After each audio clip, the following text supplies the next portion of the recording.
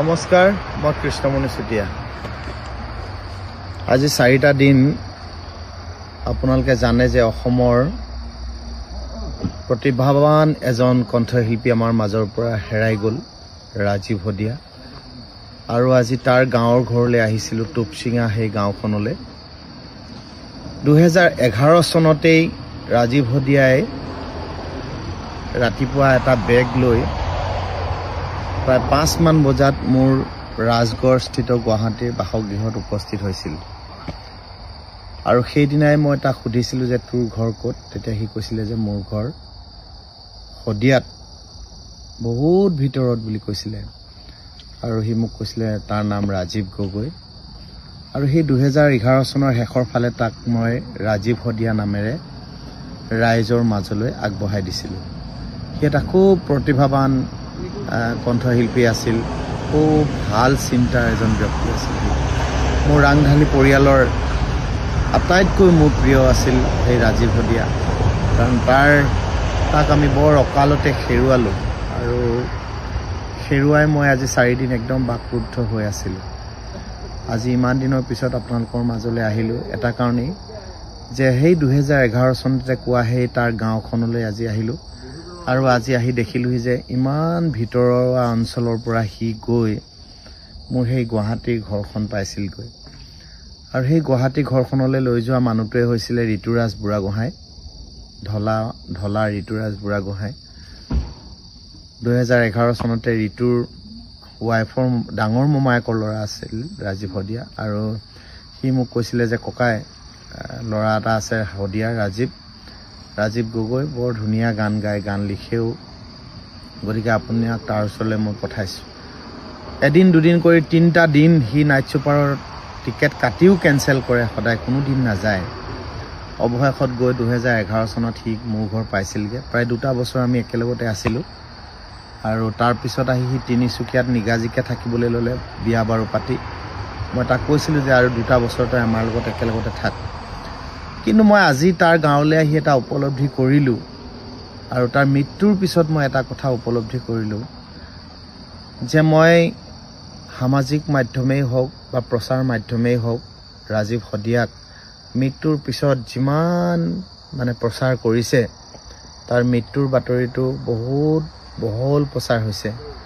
ভালেই লাগিছে, কিন্তু জীয়াই থকা অৱস্থাত তাৰ যদি প্ৰতিভাখিনি তেনেদৰে প্ৰকাশ পালেহেঁতেন বা প্ৰচাৰ হ'লহেঁতেন, মোৰ আৰু ভাল লাগিলেহেঁতেন।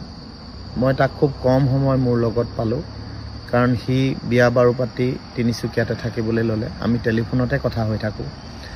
এইকেইদিন খুব সঘন যোগাযোগ আছিল বছৰৰ শেষৰ ফালে তাৰ লগত। আৰু ৰাংঢালী ৰিলিজৰ দিনাও সি এটা শুভেচ্ছা বাণী আপোনালোকলৈ পঠিয়াইছিলে, মই মোৰ পেজৰ জৰিয়তে আপোনালোকলৈ পঠাইছিলোঁ। সি আটাইতকৈ আনন্দিত হৈছিল ৰাংঢালী 25টা বছৰ যে অতিক্ৰম কৰিলে। আজি সেই টুপচিঙা গাঁওখন একদম নিজান নিপাল। এটা তাৰ কণমানি 7 বছৰীয়া ল'ৰা আছে, পৰিবাৰৰ মুখখন চাব নোৱাৰা অৱস্থা। মই সেই উপাসনাৰ চকুহাললৈ মই চাবই নোৱাৰিলোঁ। তাৰ মাক, দেউতাক, ককায়েক আৰু ভায়েক, আৰু গোটেই ঘৰখন সিয়ে চলাইছিল, গান গাই গাই। আৰু মই আজি এটা কথা উপলব্ধি কৰিলোঁ যে সি ইমান বছৰ গীত গালে, কিন্তু সি বাণিজ্যিক হ'বলৈ নিশিকিলে। কেনেধৰণে অৰ্থ উপাৰ্জন কৰি কেনেধৰণে মানুহে জীৱনটোক আগুৱাই নিব লাগে, সেইখিনি হয়তো সি বুজি উঠা নাছিল বহুদিনলৈকে। মই এতিয়া ৰাইজৰ লগত কথা পাতি গম পালোঁ যে শেষৰ পৰ্যায়ত সি বহুতখিনি কথাই বুজি উঠিছিলে। আৰু আজি মই গাঁওখনলৈ আহি মই একদম ম্ৰিয়মান হৈ পৰিলোঁ। বহুত দিনটো থাকিলোঁ তাৰ ঘৰত, প্ৰায় আধা দিনেই থাকিলোঁ। যিমান সময় বাগৰি গৈছিল সিমান গভীৰ হৈ গৈছিল মোৰ মনটো। আৰু সেইকাৰণে আজি কেইদিনমানৰ পৰাই তাক হেৰুৱাই একেবাৰে ভাল লগা নাছিল। মই সেইকাৰণে ৰাজীৱৰ মৃত্যুটো অনিবাৰ্য হ'বই, সকলোৰে মৃত্যু হ'বই। আমিও এদিন সেই একে পথতে আমি যাত্ৰী হ'ব লাগিব। কিন্তু কাৰোবাৰ পৰা কিবা পাব লগা থাকিলে তেওঁ সোনকালে গুচি গ'লে বহুত বেছিকৈ অশান্তি হয় মানুহৰ মন। তাৰ পৰা বহুত কিবা কিবি পাব লগা আছিল।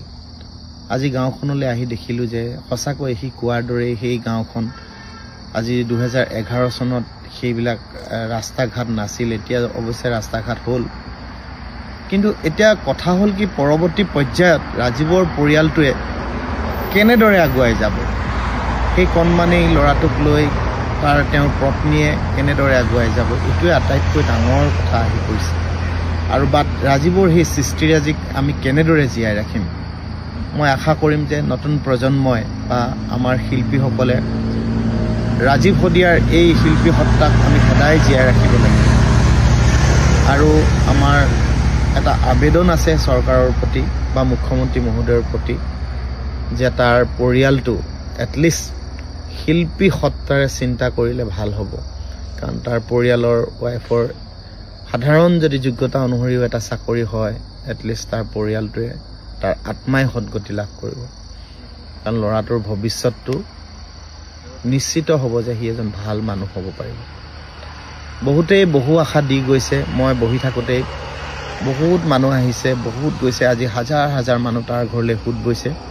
প্ৰত্যেকেই প্ৰতিশ্ৰুতি দি গৈছে, কিন্তু সেই প্ৰতিশ্ৰুতিবিলাক যাতে প্ৰতিশ্ৰুতি হৈ নৰয় সেইটোৱে মই আশা কৰিম আজিৰ দিনটোত। আৰু মই আশা কৰিম যে মোৰ ব্যক্তিগতভাৱে মই ৰাজীৱ শদিয়াক যিমানখিনি তেওঁৰ শিল্পী সত্তাক জীয়াই ৰাখিব লাগে মোৰ ফালৰ পৰা মই সেইখিনি চেষ্টা কৰিম। আৰু আহিব লগা দিনবিলাকত এতিয়া আহিছে গৈছে মানুহ ভাল লাগি আছে ঘৰখন, যেতিয়া মানুহ নহা হ'ব, সকলোৱে যেতিয়া পাহৰি যাব, অসমীয়া মানুহবিলাক আৱেগিক মানুহ, আপোনালোকে জানেই যে হঠাৎ পাহৰি যায়। আৰু মই ভাবোঁ যে যিসকলে প্ৰতিশ্ৰুতি দি গৈছে তেওঁলোকে এটলিষ্ট সেই প্ৰতিশ্ৰুতি ৰক্ষা কৰিব। আৰু ৰাজীৱৰ পৰিয়ালটো সদায় আপোনালোকে খবৰ ৰাখিব। আৰু চৰকাৰৰ প্ৰতি মোৰ এটা বিনম্ৰ অনুৰোধ, শদিয়াবাসীৰ প্ৰতিও মোৰ এটা অনুৰোধ, শদিয়াৰ যিসকল সামাজিক ব্যক্তি যিসকলে ৰাইজৰ লগত লাগি থাকে, বিভিন্ন দল সংগঠনৰ প্ৰতিও মোৰ অনুৰোধ যে ৰাজীৱ শদিয়াক সদৌ অসম ছাত্ৰ সন্থাই কৈছে যে এটা প্ৰতিমূৰ্তি ৰাজীৱ শদিয়াৰ হ'ব। এইটো খুব ভাল লাগিলে শুনি। আৰু শদিয়া অঞ্চলৰ ৰাইজেও যাতে এটা দাবী থাকিব লাগে যে তেওঁৰ পৰিয়ালটোৱে এটা সংস্থাপন পায়, দল সংগঠনৰো এটা দাবী হ'ব লাগে, শিল্পীসকলেও এইটো একেমুখে ক'ব লাগে ৰাজীৱৰ পৰিয়ালটোৱে এটা সংস্থাপন পাব লাগে। আৰু মুখ্যমন্ত্ৰী মহোদয়লৈও আমি শিল্পীসকলৰ পৰা আমি এটা অনুৰোধ জনাইছোঁ ব্যক্তিগতভাৱেও যে অসমৰ বৰ্তমান মুখ্যমন্ত্ৰীগৰাকী হৈছে আমাৰ সাংস্কৃতিক, বৌদ্ধিক আৰু আধ্যাত্মিক সকলো দিশৰ পৰাই তেওঁ অসমৰ মানুহৰ সহৃদয়ত আছে। আৰু সেইকাৰণে নিশ্চয় ৰাজীৱ শদিয়াৰ এই পৰিয়ালটোৰ কথা এবাৰ হ'লেও ভাবিব মুখ্যমন্ত্ৰী মহোদয়। আৰু অনাগত দিনত ৰাজীৱ শদিয়াৰ এই পৰিয়ালটোক এটা সংস্থাপন পোৱাৰ আশা কৰিম আমি। মনৰ কথাখিনি কাকনো প্ৰকাশ কৰিম বুলি ভাবিয়েই এই কথাখিনি সকলো ৰাইজৰ লগত একেলগে কথা পাতিব বিচাৰিলোঁ যে আপোনালোকৰ অনুভৱবিলাক কেনেকুৱা আৰু আপোনালোকেও কি কৰিলে ভাল হয়, আপোনালোকৰ ভাল দিহা পৰামৰ্শ আমাক দিব। আৰু যাতে কোনো শিল্পীয়ে এনেদৰে খুব কম দিনৰ মাজতে আমাৰ মাজৰ পৰা হেৰাই নাযায়, সেইটোৱে ভগৱানৰ ওচৰত প্ৰাৰ্থনা কৰিম। কাৰোবাৰ পৰা কিবা পাব লগা থাকিলে কোনোবা সোনকালে হেৰাই গ'লে বেয়া লাগে। সেইকাৰণে মই সকলো ৰাইজক এটা অনুৰোধ কৰিছোঁ যাতে ৰাজীৱ শদিয়াৰ এই পৰিয়ালটিক কোনেও যাতে পাহৰি নাযায়, তাৰ প্ৰতি মোৰ এটা বিনম্ৰ অনুৰোধ থাকিল। ধন্যবাদ।